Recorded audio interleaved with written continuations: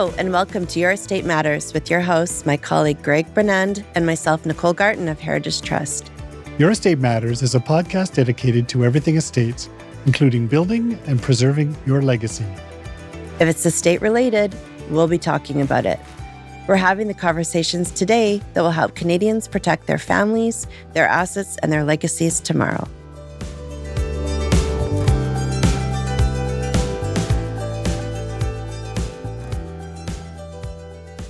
Shelly, thanks for being here with us today to talk about wealth management.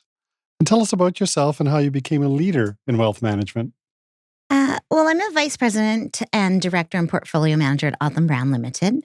And I love what I do. I really get a lot of energy from the markets and the things that happen around the markets. And most of all, I love seeing my clients achieve their financial goals. So how I got here and how I, became a leader in the industry really is just because I think showing passion for what I do and for the people that I'm working with and ensuring that those people, are meeting their goals of having money to see their kids launched and getting their education goals checked off and their children married off and in their first homes. And then, working closely with individuals like you guys and your firms with the estate planning and tying it all up and making sure things are organized. And it brings a lot of energy to my life. And it's not something that I just do because it's a job. It's really it's ingrained in a passion. Right. And how did you transition? How did you get into it?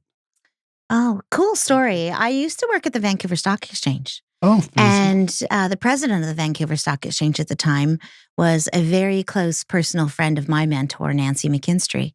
And she was looking for someone to join her business at the time. And she asked the now late Don Hudson if he knew anybody. And he said, there's somebody I think you should interview. And at the time, we were in the same building, at the Stock Exchange building. And I went for lunch with her, Nancy McKinstry, and the president, Ross Sherwood, at the time. And the rest is history. That was 29 years ago. 29 years ago. Yeah. So you've had lots of success professionally, but I understand you're very involved in your community. So tell me about what are some of the things you do and why it's important to you. Yeah, the community, both from a professional and personal aspect, has always been a really big part of what I do. Before joining Odlum Brown, I had the opportunity to work as a loaned representative for the United Way in the Lower Mainland.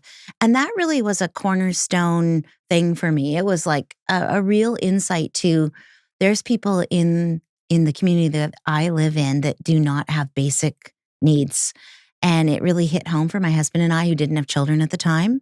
And we really wanted to give back. So we became a little active, seasonally at first at Christmas and volunteering at the food bank. And then it became sort of a, where else can we help? How can we add value here rather than just writing checks? And naturally at Odlum Brown, a big part of what we do is working within our communities and where our clients live. So it was just a really great fit for me. That sort of turned a big corner for me when I had my own children, because then it became, I know you're only 6 and 10, but how are you going to get involved, and who are we going to sponsor this year, and what are you going to buy your family? And every December they still get a list that says, here's the family we're sponsoring, and what are you going to get them? And they have to go and do it and wrap it and bring it. And it's not just about Christmas. So initially it was that. And then we got very involved in the Meet a We organization with Mark and Craig Kielberger. And I just thought that was a phenomenal way to teach your children about key skills that you need in life, not just relating to people who do not have basic needs being met, but also in leadership and in work. And I think all of those things really interested me at the time and fulfilled a part that was missing for me just with work. And how does that relate to wealth stewardship? Do you feel that was an effective way to teach your kids that concept? Or Yeah, at first, no, because they didn't really understand what they were learning. And in fact, it was more like they were teaching me. We traveled to some pretty remote locations. I distinctly remember thinking, I'm taking you to Africa, and you're going to see these kids who do not even have shoes on their feet. And you're going to be grateful for what you have, because we are so blessed with what we have in Canada and the means that we have.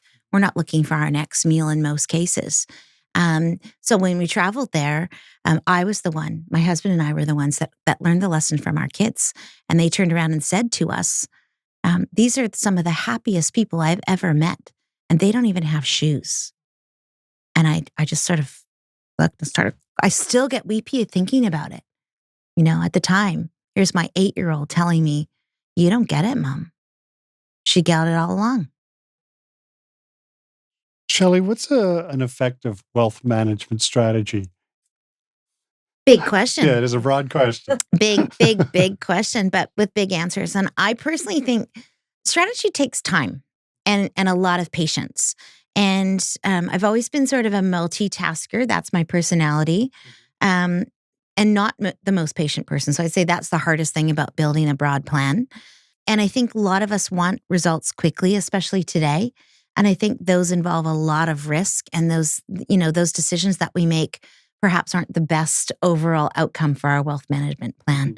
So I would say that focusing on, initially we think about your budgets and your portfolios and blending everything so it's customized to you. But really not taking those unnecessary risks and understanding that this is a long-term, financial plan that is going to take years to come to fruition.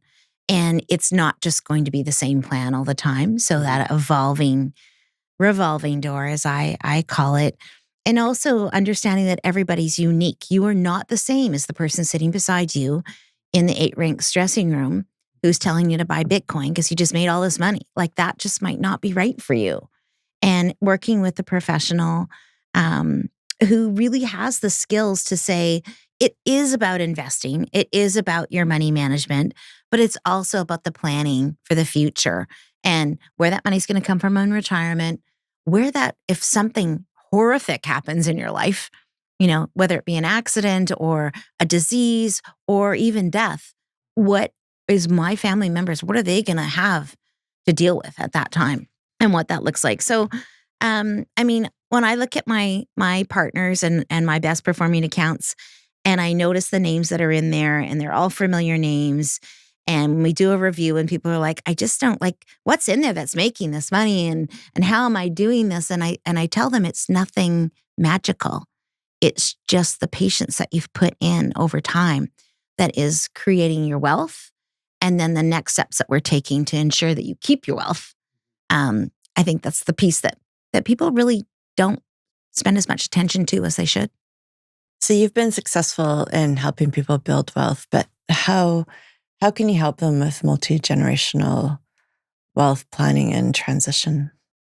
I used to, when I first started in the business, I used to say, teach the kids young and get them in here. And there's an obvious inflection point where some kids just don't care. They're not interested. And it doesn't matter how interested you are as a parent, they're never going to care.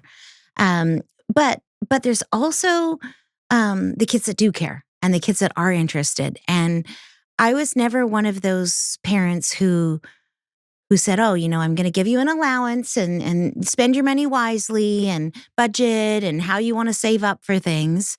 I was like, well, you live in this house and, the vacuuming has to get done and the toilets have to be cleaned and that's your rent, right? Like, it's a bit of elbow grease. And then when you really do need something, your dad and I are going to be there to help you prepare for that and be there for you because you understand what it's taken for us to make the sacrifices and to be successful. So I do think, start early is important, and getting back to that when your children become young adults, they hit 19, there's a whole lineup of things that they have to do, right? From looking at purchasing life insurance when they're young to starting a tax-free savings account or a first-time home savings account and really just understanding what money management means. Even simply getting a credit card and what that means to you and how to pay it off and how to manage your money. And I think a lot of people are not proud to be savers. We ask people, are you a spender or are you a saver? And when you're a young person, I think being proud to be a saver, being kind of a money nerd pays off. I've also encouraged my family to participate in the annual donation decisions, which, getting back to that whole philanthropy piece, it might only be $1,000 this year that you're giving away. But I want the kids to understand, where do you think that should go, and involving them in those key decisions and bringing them to the places where we're giving the money and the donations. So that was something that I thought was important. Definitely mortgages are all on everybody's minds for multi-generational wealth planning. People who have a lot of money, you're getting towards the end of your career, you're seeing your kids start out. You don't want it to be as hard for them as it was for us.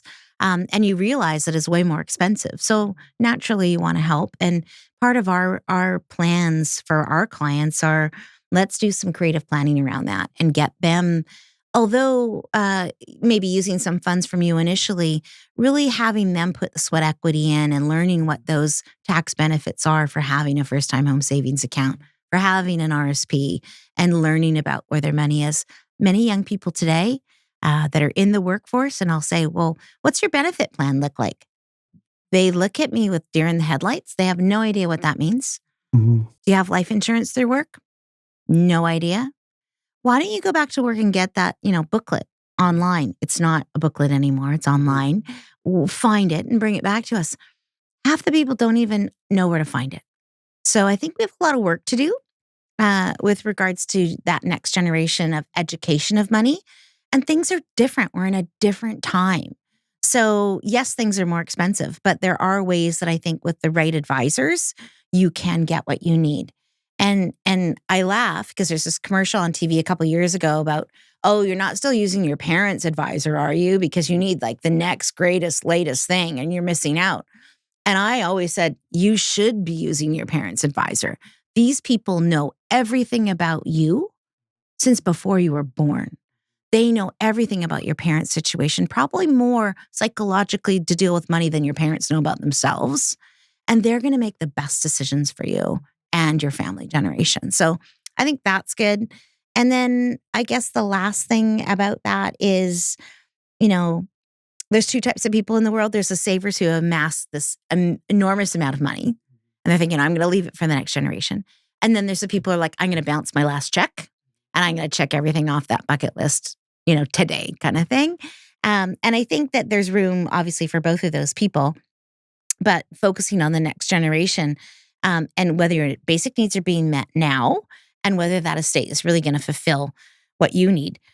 But then the last question is, okay, so you're gone and you've accomplished all your stuff, but you really haven't thought about the taxation that's your estate has left and all those really difficult jobs and decisions that your next generation, if you've not communicated with, if you've not been transparent with, they're in a world of trouble because, like I said earlier, they haven't been brought in. They haven't been educated either because they didn't want to or they didn't want to be facing their parents' demise. There's a lot of work to be done. So I always like to bring families in early and often.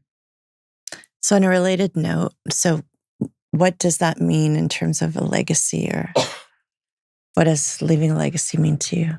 For myself recently, my husband and I have really considered this strongly because, well, initially we addressed it because we were thinking about the tax. I guess that comes to mind for me, right? So if you own a few real estate properties, you have some properties outside of the country, tax has become a big part of that picture. And I really didn't want my kids to have to say, oh, I've got to sell this one property, or we're going to have to fight over with each other who's going to sell what to pay the taxes. And I wanted that decision to be a decision made now by me and controlled by me. So we did some pretty big analysis on estate values and shrinkages and what that meant to our family. And then what sacrifice we'd have to make now to buy insurance products or whatever to cover those liabilities, and made that decision together. Now, of course, tax law is always changing and we never know what's going to happen. But for me, I feel quite comfortable with that. In terms of the legacy, in terms of philanthropy, I feel the whole time that our family has kind of committed to several different causes, and sometimes the causes are more needy than others. But we've really tried to focus on a select number of causes so that we really have impact with the gift that we're making. And we can see the future for some of those organizations. In our community, we're building a new hospital, cancer treatment center, and it's literally 5 minutes down the road from our house. Is that the new Surrey Hospital? Yeah. Okay. And the new cancer treatment right beside it. And I'm saying to my kids, like, how cool is that? When your kids are growing up, they're not going to have to go to Vancouver for that treatment anymore if they need it, God forbid. But I mean, let's just know that that's going to build our community. There's going to be doctors that start to work there, and there's going to be community workers and patients, and our community is going to grow. So how does that look like as a legacy piece too? So, those are interesting dinner conversations that we have on Sunday night. A little bit different than some, but the last thing that I want to say, it's more than just leaving money behind. And I think this is where, in the last few years, we've really made a directional change with our family. And we've said, look, family memories, whether we're going on a charitable trip and we're building a bathroom or a hand washing station in Ecuador, those are memories to last for a lifetime. But like just working together and being together and, putting in the elbow grease, being present in the community we live in. If I'm at an event and we're fundraising for something, you can bet that my kids are putting the hours in before the event, during the event, and after the event, because that's something we're all involved in. And I think that those kinds of things leave no regrets. So some people say that I'm never early, but I'm right on time. And my goal is to fill every minute of every day with really meaningful stuff. So my parents used to say to me, it's about the dash. And I think you guys have probably heard this before, but there's the day you're born and there's the day you die. And the dash in between is that what I want to fill with every single minute of every single day. So that's meaningful to me and my family. So the legacy is really about building that dash. So if I'm late, you can use this one, Nicole. It doesn't mean that I'm being disrespectful. It just means I'm busy filling my dash. Everyone's definition is different. And our team tries to assist people with finding the definition that works for them. So it's usually a combination. It's not always about money. I guess that's my point. It's about time and energy and passion and making that lifetime dash memorable. Amazing. Now, taking it from you, but to your clients, do you also help them find out and create their legacy or help shape it? Absolutely. One of the first questions I always ask people is like, what's your goal? Like, what do you want to do? Like, what's the big picture look like for you? And, sometimes people are really shy about filling that. And some people don't have big aspirations, and that's okay too. But yeah, it's our job not only to financially fulfill that, but to make sure if there's something they want to check off to make it a reality or help make it a reality. Again, using the patience, that virtue that we all seem to struggle with, but it might not happen this year, but it might be something in the future that we're going to help you check off. So how can our listeners find you to learn more? Well, first of all, we have our own podcast called The Financial Long Game, and we're going into season 3. We've had some exceptional guests, so I think people can just listen in on that and get some more tips for sure. Odlumbrown.com is an excellent website, and it does profile all of our advisors at the firm. Being in business for 100 years, there's a lot of history, and I think changing with the times has been valuable to us. But there's a small little sliver, maybe more than a small sliver, but part of us that stays the same and always knows that we're very passionate about having that continuity among investing for generations. Amazing. Thank you so much, Shelly. Thank you so much, Shelly. You're welcome.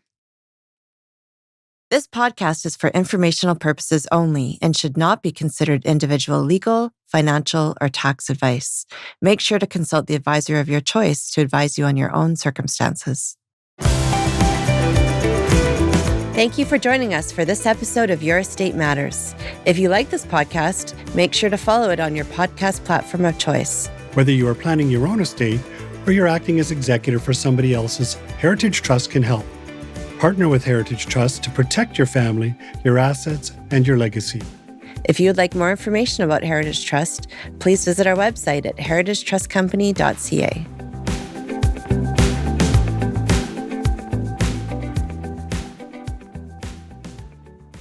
This podcast is produced by Podfather Creative.